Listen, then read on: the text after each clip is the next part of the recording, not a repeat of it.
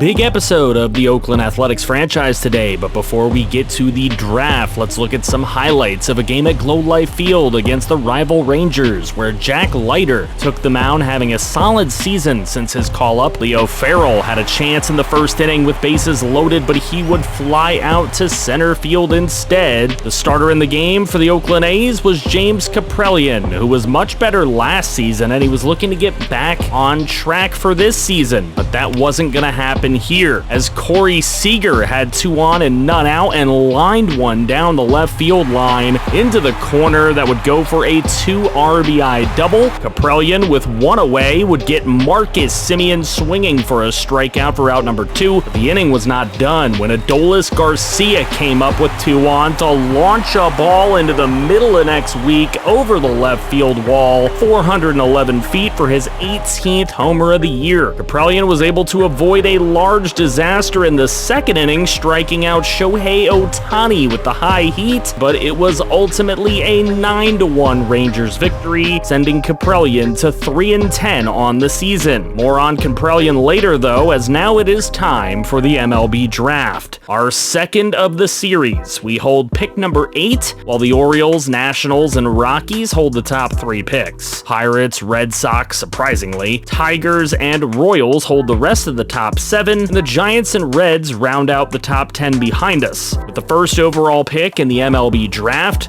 the Baltimore Orioles select starting pitcher Ryan Dwyer, whom we didn't bother scouting because we knew we weren't going to get him. With the second pick in the MLB Draft, the Washington Nationals select another starting pitcher, Eloy Guzman, whom we also didn't bother with, knowing that we wouldn't get him either. With the third pick in the MLB Draft, the Colorado Rockies would select starting pitcher Herbert Cho, who we also figured was out of our pick range as he was the top-ranked prospect in the draft. The Pirates then went for starting pitcher Kevin Monzo. The Red Sox went for shortstop Mariano Melendez. The Tigers took the first player we did have an eye on, which was shortstop Robbie Peterson. And the Royals took another starter in Domingo Chachin, who we were eyeing as our first pick as well. So with pick number 8 for our Oakland Athletics, it came down to starting pitcher Richard Graham and outfielder Carlos Castaneda.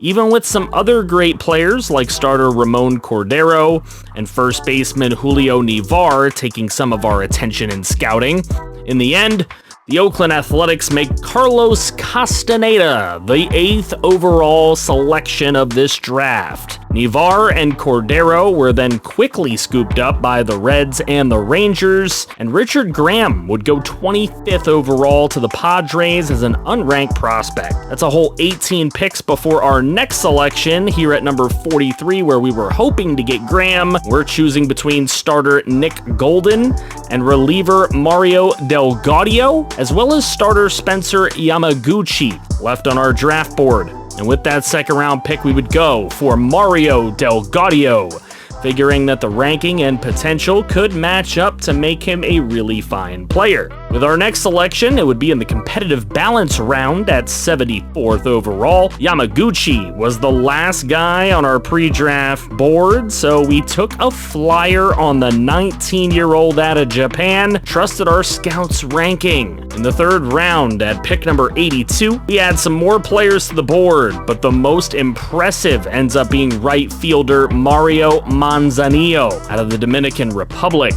as we take the flyer on some insane potential. As my good friend Pam Crow would call it, most of these picks are indeed lucky dips. So our next lucky dip is in round 4 at pick 112. Juan Lopez, the 22-year-old from the Dominican Republic, seemed to keep that 108 ranking, so that seems like value to us here. Round 5, pick number 142. It's the 18-year-old reliever Ricky Swan, showing some nice future projections if he can actually reach that talent level, so we take the lucky dip with him. And in the final round, we just go for a little-known catcher named Charlie Street, who one scout did say was super raw with tons of potential, and he looks it. In trying to sign our picks afterwards, we offer Castaneda $5.14 million, and he signs right away, excited to get to work. Mario Delgado is offered $2.23 million, and he signs right away as well. Top 2 picks right away, done. Ricky Swan, though, was offered $105,000 more than he wanted, and he declined it. Juan Lopez took just under $100K more than his asking price, and he signed on. Mario Manzanillo was offered $130K more than his asking price, and he declined that anyway. In the next signing period, we had to go back to Ricky Swan with less than we offered him previously, but this time he would sign on the dotted line. Mario Manzanillo was offered $136K more than his asking price this time, and he joined the club. Spencer Yamaguchi and Charlie Street, they would need some more time to get interested first, and by the time Charlie Street was ready to negotiate with us, he declined a bit more than his asking price. And Spencer Yamaguchi's first offer was over $100K more than his asking, and he signed up though. So just one more fish to fry, and time was running out, and the next chance to sign Charlie Street goes wrong even after a $450K offer. This kid's not pushing over. We'll get back to that, but there's breaking news here, with the A's sitting 24.5 games out of first place and 15 games below 500, and the Marlins at 55 and 52 and 1.5 games out of the wild card. There was a trade near the deadline. The Marlins sent Yuri Perez and Jordan Groshans to Oakland for David Robertson, Dylan Floro, and Jace Peterson. Of those 3, only Floro was really playing well, but he was on a 1-year deal, and the A's are looking to young kids to end the season. That wasn't the only trade, however, with Lucas Giolito and James Kaprielian having off seasons and the Guardians looking to repeat as World Series champions. Cleveland would send hot 24-year-old starting prospect Gavin Williams, prospect Christopher Hornsworth III, and reliever Rowan Wick to Oakland for Giolito, Kaprielian, and Gary Sanchez, who is also not playing his best right now. And that deal saved Oakland over $11 million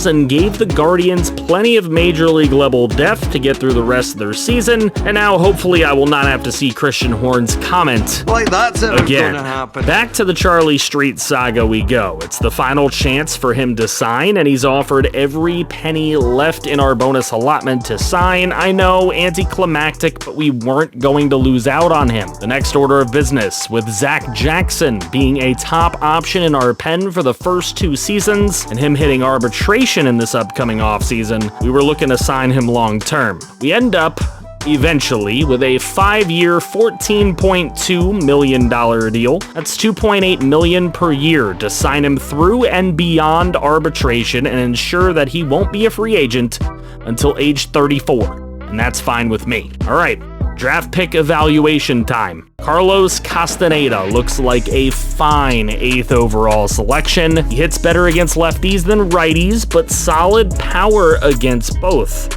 Not a great fielder, but I'll trade it for the speed and stealing ability, I guess. A real Oakland Athletic already. Mario Delgado will need a little bit of time in the minors first, but he has great potential, which is really hard to find for relievers. He could be a great addition to the squad when he's ready to come up. It's unfortunate that Spencer Yamaguchi's potential isn't a little higher, but it's not bad, and it could go up over time, remember that. He's not far off in rating to Delgado, and still could become a welcome addition to the pen in the future. Mario Manzanillo is super raw, but if you project those ratings outward with that kind of potential, you're looking at a very speedy, pesky contact hitter with a killer arm in right field. I love that. Gonna take some time for him though. Juan Lopez looks at first glance like one of the bigger misses, but the break-in velo ratings are actually really nice, and hopefully we can get those per nines up a little higher through training, or else he'll probably be a career minor leaguer. The biggest fail at trying to get a reliever is Ricky Swan. He throws hard and he strike out a lot of hitters due to that, but the walks per 9, the homers per 9, it's all bad. Not to mention the potential is definitely less than stellar. Now we see why Charlie Street wanted all that money. He's the most raw prospect we've selected in this series, and he's already 22, meaning he might not be fully ready to be a major leaguer until he's 28 or even beyond, but that potential is something. He'll either get the time he needs to grow in our system, or he'll be shipped as a nice trade chip to a team who can afford to wait. Time will tell. We take a peek here at some of the players that we passed on in this draft, and Ramon Cordero is a fine pitcher, and he's in our division. Oof. But it's Julio Navar that I am most jealous of, because he's a really nice first baseman who hits really well already. Richard Graham would have been a really solid selection as well, though he isn't ready for the majors just yet with those per-9s. But I'm happy with our pick of Castaneda, and he, along with Kenny Stevens and Reed Hoffman, can make our outfield really fun to watch. What did you think of the draft? And if you want a player, make sure you leave a name in the comments section. Channel members are guaranteed good players. Oakland A's in Houston at Minute Maid Park to take on the Houston Astros, and the Astros are blowing away this division, but we're here to check out Gavin Williams' Major League debut. He will do that against Christian Javier, who's having a really good season for the Astros, as you might expect. Gavin Williams, 6'6", 238 pounds at 24 years old, one of the top prospects in all of baseball. We'll see what he can do in his Major League debut as he gets the strikeout early on to end the first inning. Christian Javier against Jason Givens with 2 on and 2 out, and Givens takes it over the left field wall. That thing is gone. His 7th home run of the season, 352 feet. So Williams with a little bit of room to work. Chas McCormick right back to him, over to Farrell, over to Brown. Nice double play ball, gives him a chance to get out of the inning. Drew Gilbert comes up, and that's a lazy fly ball. Iglesias will get under it and end the second inning. Jose Altuve at the plate in the bottom of the third. As you can see, Gavin Williams in a good amount of trouble all day long here. Here in the bottom of the third, Jose Abreu will get the base hit, and the throw from Givens is not in time.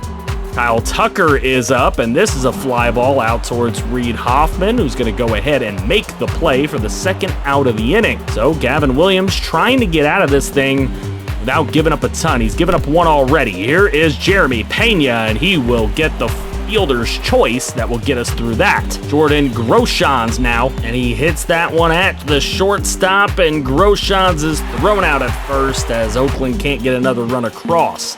Into the bottom of the 5th, and Williams in some more trouble, and a diving play there, can't make it, and that is a run on the board for Houston. Tight game. Jeremy Pena comes up with a runner on second, and Givens will get under that to get the final out of the 5th. Go to the top of the 6th. Tyler Soderstrom down the first baseline, and he is out. That gets through the top of the 6th. Jose Alvarez coming in the game. He's having a great season, but look what Gavin Williams did to him. He left bases loaded with 1 away, and he gets MJ Melendez to strike out. That'll bring up Altuve, who strikes out as well to end the 6th inning. So an excellent job by Alvarez there, as he was stranded in a bad situation. Leo Farrell just takes strike 3 looking. We got a tight game going on. Domingo Acevedo is brought into the game next. And look at what Alvarez did to him. 2 on with 1 away. This one down the line at first. Brown on to Farrell, back to him. And that will end the 8th inning. What a job on defense the A's have done. Raimel Tapia comes up with 2 away, and he is thrown out at first to get through the top of the 9th.